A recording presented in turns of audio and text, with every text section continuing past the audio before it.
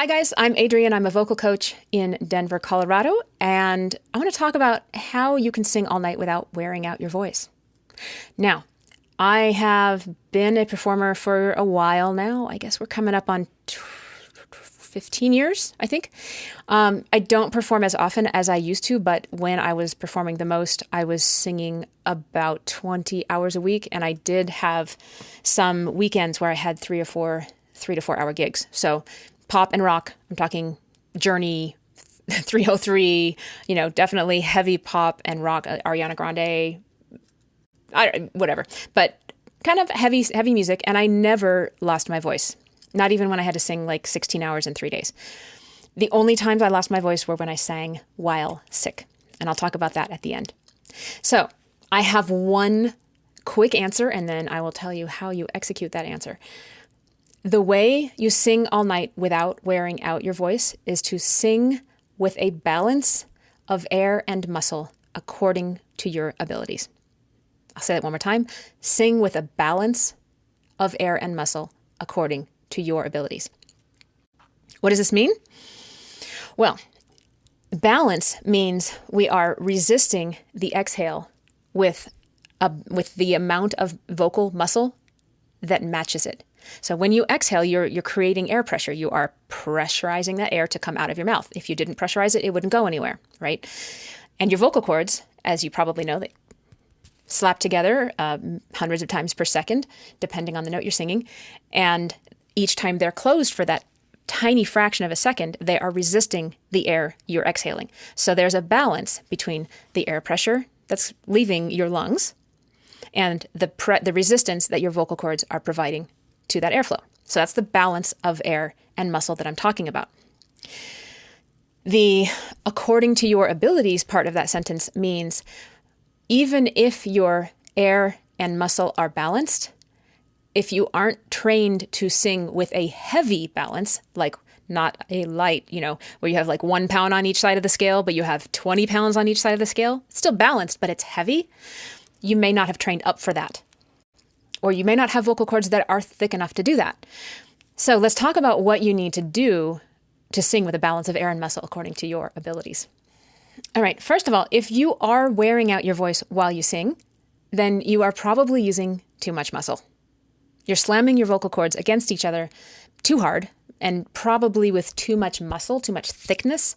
So your vocal cords can connect I wish my fingers are all the same length. That would be helpful, wouldn't it? You can connect your vocal cords along their entire thickness, which provides a ton of resistance. You can connect them along part of their thickness, which provides a medium amount of resistance. You can connect them just a little bit, which provides only a little bit of resistance. To illustrate what that sounds like, a fully resistant, thick vocal cord would sound like, oh! That's pretty thick muscle.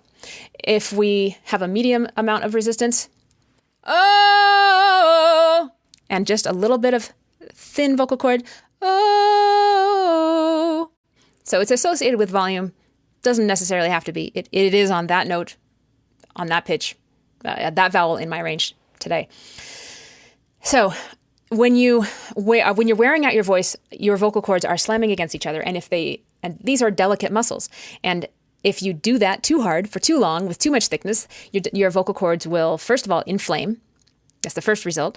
Then they can blister, and over long term, they can form calluses to protect themselves. Just like if you wear bad shoes that are bad for you and you go for a 10-mile run, you might get some blisters. So if you are using too much muscle, you're either out of balance or you're in balance and the pressure is too high for what you've trained for. Like I said, we can sing in balance at a low pressure, medium pressure, high pressure. If you're singing at a high pressure, you need to have those vocal cords really in shape for it, or have thick vocal cords.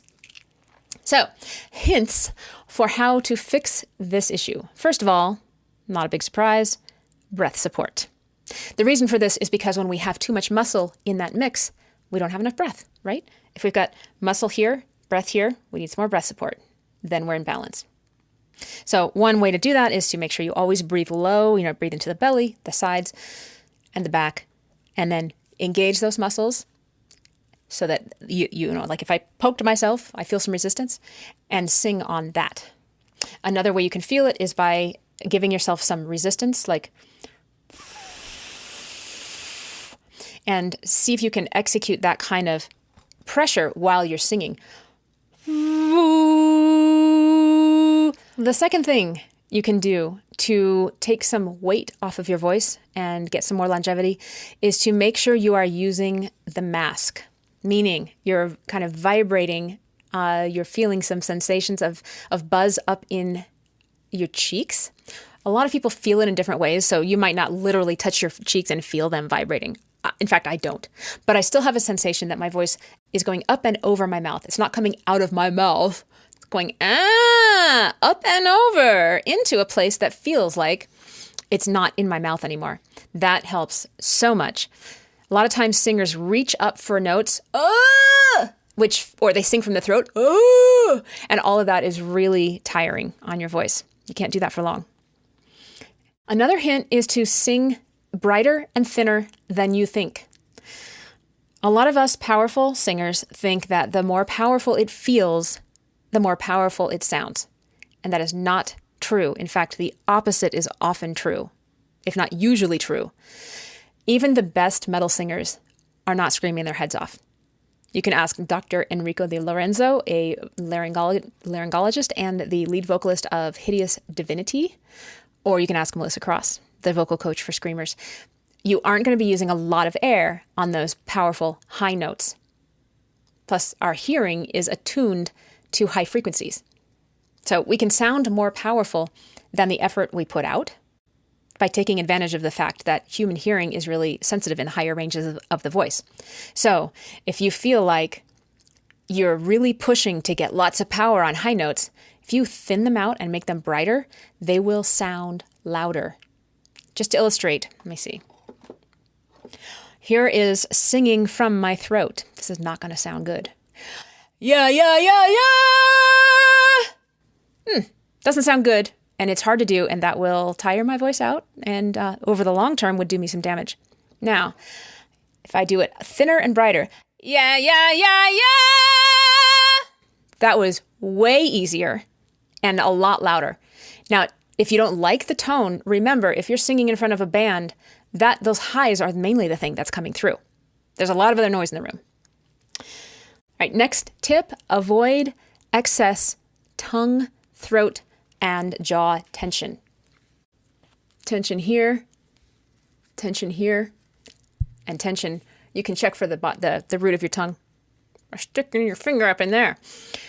Having tension in these places is really common and is often a symptom of other problems, such as lack of breath support, and maybe the wrong vowel shapes, not using your mask, and all these things can vary by singer. But pay attention to what's going on, because you'll at least have a clue whether you're walking a dangerous line or not. And if you can release whatever is tight, then you will go a long way towards being able to sing for a longer night. And finally, if you feel like your voice is compromised to begin with, like you're going into a weekend of gigs and your voice is already a little raspy, or you've already got some postnasal drip, or you're coughing a little bit, then you need to prepare and make some adjustments, because the only 2 times that I've lost my voice while singing a gig were both when I was already sick to begin with. The first one was when I was singing lead for a 4-hour cover gig on New Year's Eve, and I was kind of sick going in. I thought I would make it, but I damaged my voice by the end. It took about a year for my voice to fully recover. And the second time was when I was quite a bit more sick, but I only had a few leads in this particular gig. And I lost my voice within 3 lead songs. I was so surprised how fast it went. I went to sing backups on the next song and nothing came out. So I waited a song or two and kind of just like did some little some tiny little warm-ups off mic, and I had enough voice to at least finish the gig singing backups, and then I didn't talk anymore after that. But anyway, there you go. I forgot one last piece of advice for getting through a long gig without fatiguing your voice is watch those set breaks. man, if you're playing in bars, which I know, well, I guess some people are still playing in bars right now in the pandemic era, those venues are noisy, and you may find yourself yelling at people and using your voice in other ways that aren't healthy between your sets. So either get yourself out of the environment and go be quiet in the car or in the bathroom or in the back patio or whatever, so that you don't do you don't do the damage to your voice while you're not even singing. Okay. If you do have to sing while sick, you have to strategize, and I'm going to do another video on that. So check that out, and you should see that next week. All right. See you later, guys. Subscribe, like, turn on notifications. Take care.